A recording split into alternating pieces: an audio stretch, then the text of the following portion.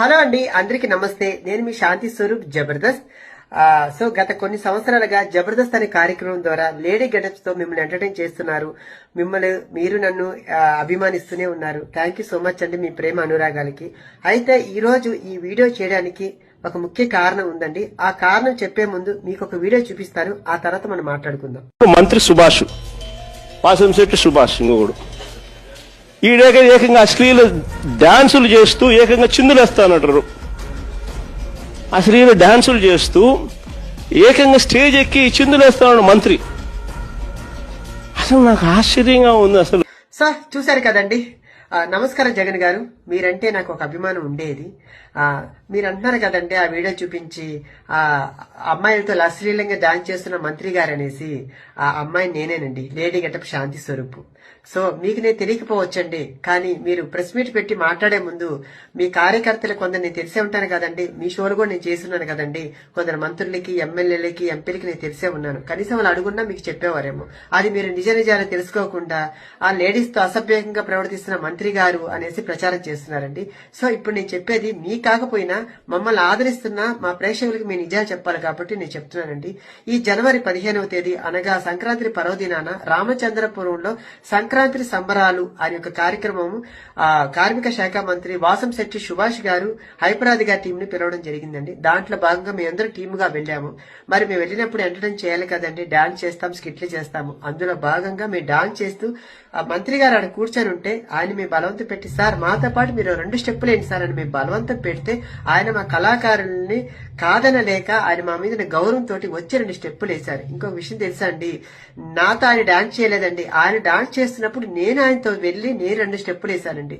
దానిపై మీరు recording dance అని చెప్పి సృష్టించేసి అందరిని బ్యాడ్ చేస్తున్నారు. అక్కడ రికార్డింగ్ డాన్స్ అంటే ఒంటి మీద బట్టలు లేకుండా చెడ్డీలతోటి అమ్మాయిలతో డాన్స్ చేస్తే రికార్డింగ్ డాన్సులు అంటారండి. ఆ రికార్డింగ్ డాన్స్ కాదండి. సంక్రాంతి సంబరాల్లో వేల మంది జనాల మధ్య జరుగుతున్నటువంటి ఒక కార్యక్రమంలో చేస్తున్న ఎంటర్టైన్మెంట్ అండి అది కూడా సుభాష్ గారు అక్కడున్న ప్రజలను ఉద్దేశించి కొంచెం ఎంటర్టైన్ చేస్తూ మాట్లాడుతూ 2 స్టెప్పులు వేశారు.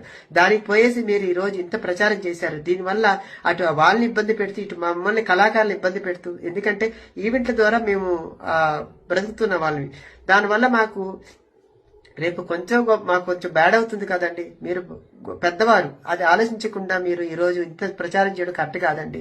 ఎందుకంటే అక్కడ ఎమ్మెల్యే గారు ఎవరిని కూడా ఏ ఒక్క ఇదితోటి చూడలేదండి. ప్రతి ఒక్కరిని కూడా గౌరవిస్తూ మమ్మల్ని ప్రతి ఒక్కరిని ఉద్దేశించి మాట్లాడుతూ కూడా అక్కడ ఆ ఒక కార్యక్రమాన్ని 3 రోజులు కూడా చాలా సక్సెస్ఫుల్ గా నడిపించిన ఒక కార్యక్రమాన్ని ఈ రోజు ఆ కార్యక్రమం సక్సెస్ అయింది కాబట్టి మీ వాళ్ళు ఓరవలేక ఈ రోజు ఇంత ప్రచారం చేస్తున్నారు ఆ ఇది. సో ఏదన్నా కానీ నేను ఎవరిని కూడా తప్పుగా ఉద్దేశించి మాట్లాడలేదండి. ఎందుకంటే ఈ రోజు ఆ వీడియో నాకు బాధ కలిగించింది.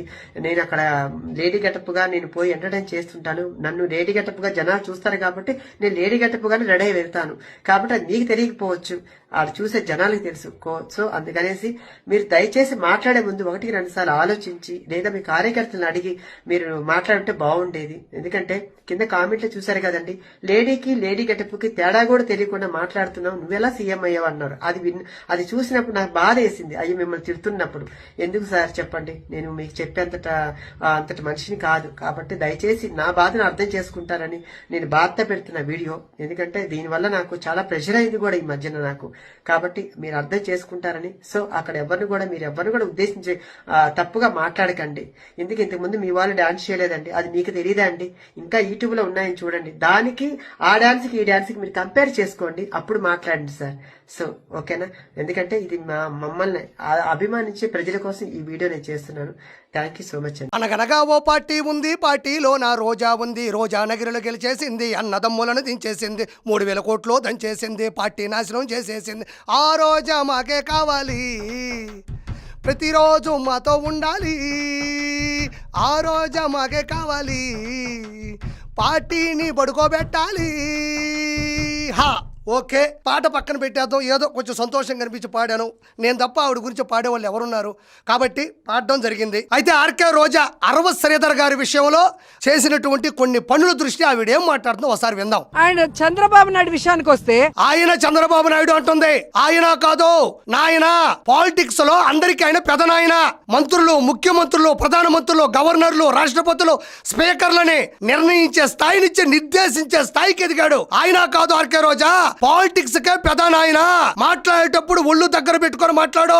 ఆడపిల్ల అంటే ఆయనకి అభిమానం లేదు, గౌరవం లేదు. ఆర్కే రోజా చెప్తుంది, నారా చంద్రబాబు నాయుడు గారికి మహిళలంటే గౌరవం లేదు, అభిమానం లేదు అంటుంది. 2 సార్లు బీఫామ్ తీసుకున్నావు. తెలుగుదేశం నుంచి నిన్ను మొదటిసారిగా రాష్ట్ర రాజకీయాల్లోకి, పార్టీలోకి ఆహ్వానించింది, నిన్ను ముందుకు తీసుకొచ్చింది. నగిరి, చంద్రగిరి 2 గిరిలో ప్రవేశపెట్టి నీకు బీఫామ్ ఇచ్చి నిలబెట్టింది నారా చంద్రబాబు నాయుడు గారు. అంటే నువ్వు ఇప్పుడు మహిళ కాదంటావా? నీకు 2 సార్లు బీఫామ్ ఇచ్చి 2 చోట్ల ఎమ్మెల్యే అభ్యర్థిగా నిన్ను నిలబెడితే మహిళల్ని గౌరవించట్లేదు, వాళ్ళ మీద ప్రేమ లేదంటున్నావు. మరి నువ్వు మహిళ కాదా అని ఒప్పుకుంటున్నావా? లేదా మహిళ అయితే ఆయన ఖచ్చితంగా మహిళల మీద ప్రేమ ఉన్నట్టే. ఎందుకంటే 2 సార్లు నువ్వు నిలబడ్డావు. కాబట్టి మాట్లాడేటప్పుడు నువ్వు కొంచెం మైండ్ దగ్గర పెట్టుకొని మాట్లాడాలా. ఈ రోజు ఇంత మందికి జరుగుతుంటే ఒక బాధ్యత కలిగిన ముఖ్యమంత్రిగా 4 సార్లు అయ్యానని చెప్తున్నావు గానీ 4 సార్లు 4 సార్లు అయ్యానని ఆయన చెప్పట్లేదమ్మా. 4 సార్లు ప్రజాస్వామ్యంలో ఎలక్షన్స్ జరిగినాయి. 4 సార్లు ఆయన ముఖ్యమంత్రిగా గెలిచినాడు.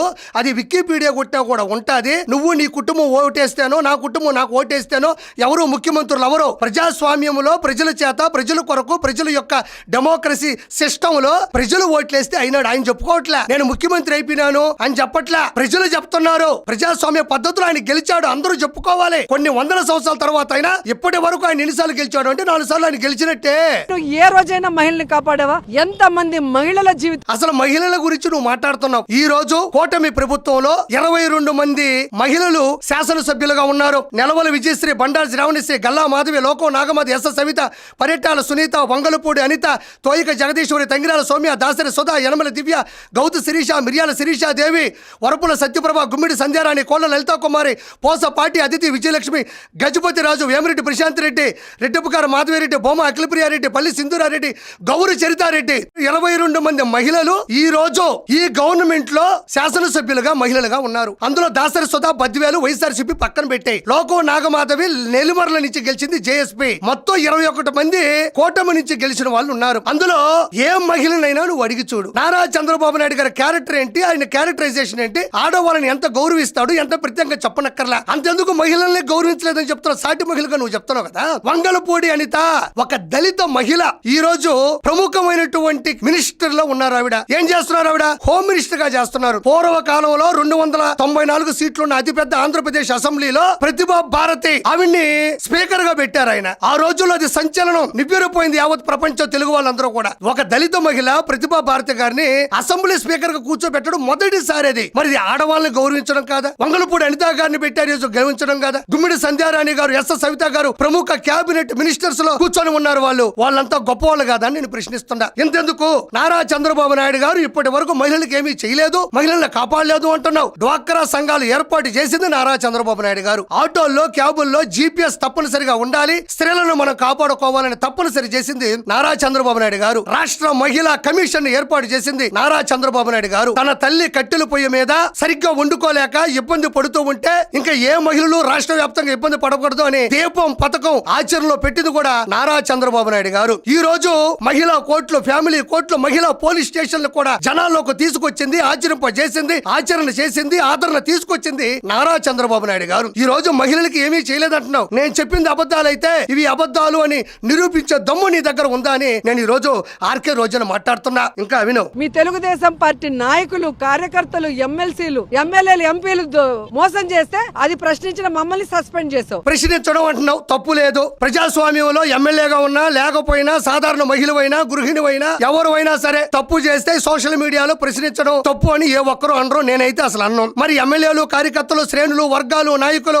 అందరూ కూడా రేపులు చేస్తున్నారు, అవన్నీ చేస్తున్నారని నువ్వు అంటున్నావు కదా. మరి అదే వైఎస్ఆర్సీపీలో ఉండేటువంటి అంబటి రాంబాబు, అనంతబాబు, అవంతి శ్రీనివాస్, విజయసాయి రెడ్డి, అదే విధంగా గోరెంట్ల మాధవ్, వీళ్ళందరూ చేసినట్టు ఏంటమ్మా? ఎమ్మెల్సీ అనంతబాబు మాట్లాడినటువంటి వీడియో కాల్స్ లేవా? అంబటి రాంబాబు గంట, అరగంట, సంజన, సుకన్య, పోలవరం గురించి అడిగితే మాత్రం నాకు తెలియదు అంటాడు. ఎందుకంటే పెద్ద సబ్జెక్ట్ అంటాడు. మరి గంట, అరగంట, సంజన, సుకన్య గురించి అనర్గళంగా మాట్లాడతాడు. దాని గురించి నీకు తెలీదా? విజయసాయి రెడ్డి గురించి నీకు తెలీదా? గోరెంట్ల మాధవ్ గురించి నీకు తెలియదు. ఇప్పుడు కూడా వీడియోలు వైరల్ అవుతా ఉంటాయి. ప్రతిరోజు 100 వీడియోలు చూస్తే గురువు గారి 2 వీడియోలు 70 mm మీద కనబడతా ఉంటాయి. వీటన్నిటి గురించి, అవంతి శ్రీనివాస్ గురించి, వీళ్ళందరూ ఎవరు? వైఎస్ఆర్సీపీకి సంబంధించినటువంటి కార్యకర్తలు అంటావా, లేదా సామాన్య ప్రజలు అంటావా, నాయకులు అంటావా? ఎమ్మెల్సీగా చేయని వాళ్ళు ఉన్నారు, లోక్సభలో చేయని వాళ్ళు ఉన్నారు, ఎంపీగా చేయని వాళ్ళు ఉన్నారు, శాసనసభ్యులుగా కూడా పనిచేస్తున్న వాళ్ళు ఉన్నారు కదా అప్పట్లో. మరి వాళ్ళ గురించి నువ్వు ఎందుకు ఆ రోజు ఒక మహిళగా ఎందుకు మాట్లాడలేదు? మరి సంజన, సుకన్య మహిళలు కదా, అంటే వాళ్ళతో ఫోన్ లో మాట్లాడొచ్చా? గోరంట్ల మాతో 70 mm సినిమా చూపించాడు. అవతల పక్క ఉన్నటువంటి వీడియో రికార్డ్ చేసిన ఆవిడ కూడా మహిళే కదా. అవంతి శ్రీనివాస్ మాట్లాడింది కూడా మహిళతోనే కదా. అనంతబాబు మాట్లాడింది కూడా మహిళతోనే కదా. విజయసాయి రెడ్డికి ఏదో చోటా బచ్చా ఏదో పిల్లోడు, అది మహిళే కదా వాళ్ళు కూడా. మరి వాళ్ళందరూ గురించి వాళ్ళు మహిళలు కాదా? నువ్వు మహిళలు కాదు అంటే